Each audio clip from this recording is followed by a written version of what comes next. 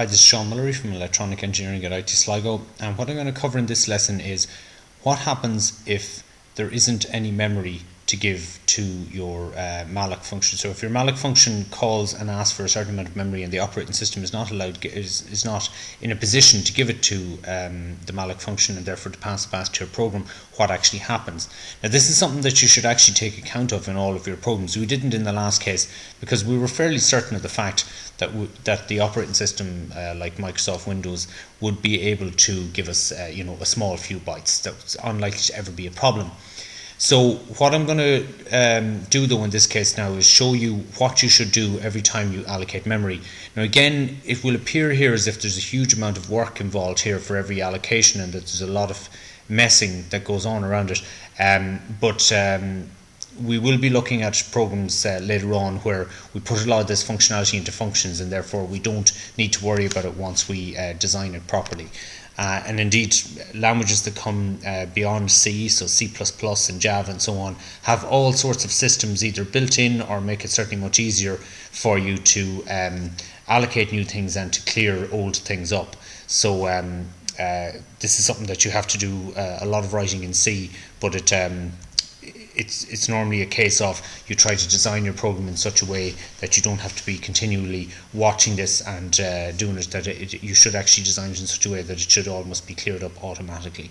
So if we take the first situation here where I call the malloc function here, there is a chance that it won't actually be able to allocate that memory, and if that's the case, the pointer that comes back here is will be null. Okay, so I should test for that, and I should say if Sean dot first name is equal to null, what do I want to do?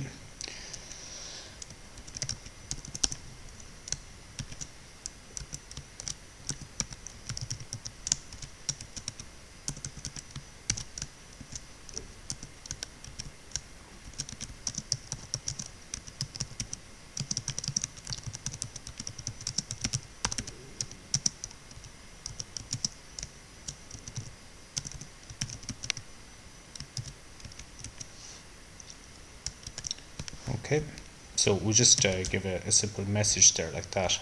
You know why so many of them went in there, and in certain programs we would look at the situation of not going any further, and we saw this with the file input output. If we couldn't open the file, we couldn't do the rest of the program, but that may not be the case in a situation like this. It just means that we can't allocate enough memory for some part of it. So in this case I'm not going to end the program, but I'm just going to put the information there to say that it wasn't possible. So this is very like file input output as well, except that you would have to do it for each of these malloc statements. Now the thing is as well though, that because I've allocated that memory and it's come up as null, I do still have a free down below for that, and therefore how do we deal with that situation?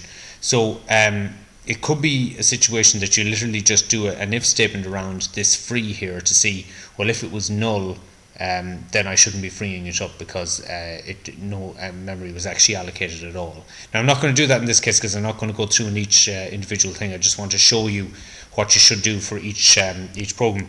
What I'll be doing later on is I'll be looking at systems whereby we kind of fill this automatically into functions, as I said, and we take care of it, each one as it's created, rather than trying to design it in the way we are at the moment. So I just want to show that to you, just to make sure that you're aware that when we try to use the malloc function, we should really check whether the pointer that comes back was null or a proper number, because if it was null, we need to decide what we're going to do if that memory was not allocated.